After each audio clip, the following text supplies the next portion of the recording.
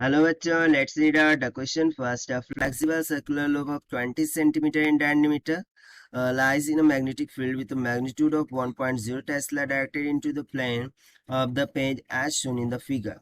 The loop is pulled at points indicated by the arrows, forming a loop of zero area in 0.314 seconds. So the average induced EMF in the circuit is. So बहुत ही basic सा question है। यहाँ पर देखिए हम diagram में देख सकते हैं कि एक सर्कुलर लूप गिवन है, ठीक है। उसे मैग्नेटिक फील्ड में रख दिया गया है। अब मैग्नेटिक फील्ड की डायरेक्शन क्या बोल रही है? डायरेक्टेड इनटू द प्लेन है, ठीक है, डायरेक्टेड इनटू द प्लेन है। अब उसके बाद आप यहाँ पर देख सकते हैं एक रेजिस्टेंस आर है, पॉइंट ए है, बी है। अब ये जो सर्कुलर रिंग है उसका डायमीटर दे दिया है 20 सेंटीमीटर के इक्वल, और जिस मैग्नेटिक फील्ड में रखा गया है वो 1.0 टेस्ला के इक्वल है।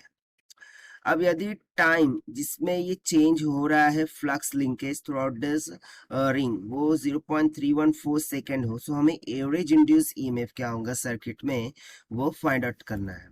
तो चलिए स्टार्ट करते हैं हम सोल्यूशन से, but before of its let's talk about the key concept which we are going to use here for this question. So इसके लिए हम Faraday law of electromagnetic induction लगा देंगे, that is E is equal to minus of d phi by D t के equal होता है, ठीक है। सो देखिए यहाँ पर सबसे पहले मैं बात करूँ फ्लक्स लिंकेज की। सो फ्लक्स क्या होता है? Magnetic field into area into cos of theta की इक्वल, जहां पर theta magnetic field and area vector के बिटवीन का एंगल होगा। But if you see that यहाँ पर इनटू द प्लेन डायरेक्शन है मैग्नेटिक फील्ड की, यानी कि थीटा एंड एरिया इन दोनों के बिटवीन में एंगल क्या होगा? जीरो होगा। तो सिंपली मैं लिख सकता हूँ कि जो फाई है this will be equal to simply B A, क्योंकि कॉस जीरो तो क्या होता है? 1 की इक्वल होता है। अब इसे हम यहाँ सब्स्टिट्यूट कर देंगे इंड्यूस ईएमएफ के फॉर्मूले में।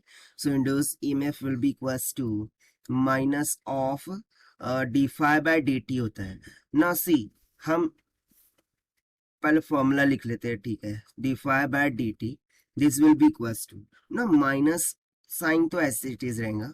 डी फाई क्या होगा? चेंजिंग फ्लक्स होगा, यानी कि मैं इसको इस तरीके से लिख सकता हूँ कि final flux minus initial one, that is phi two minus phi one divided by D T. But यहाँ पर हमने फ्लक्स क्या लिखा था? बी इंटू ए, ठीक है।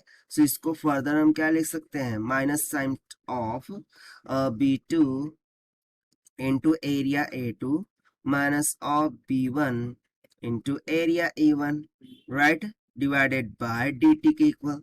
but if you see that magnetic field change हो रही है क्या? वो सेम है, यानी कि B1 B2 तो सेम ही रहने वाले हैं। सो अब हम क्या करते हैं कि जो वैल्यूज गिवन है उसे एक्सट्रैक्ट कर लेते हैं। सो सबसे पहले तो मुझे लूप का डायमीटर 20 सेंटीमीटर गिवन है।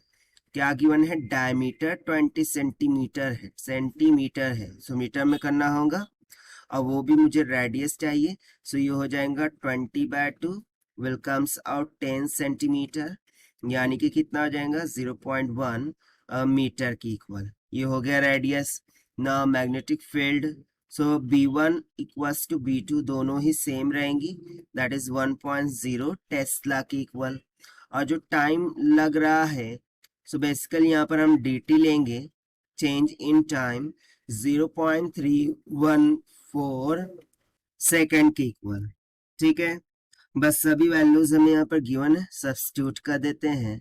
सो induce EMF E will be equals to क्या हो जाएगा?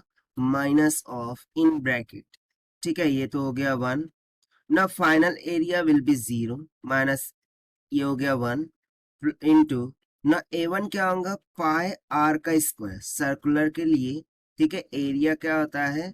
पाई आर का स्क्वायर। सो यहाँ पर आर का स्क्वायर, आर कितना आया था?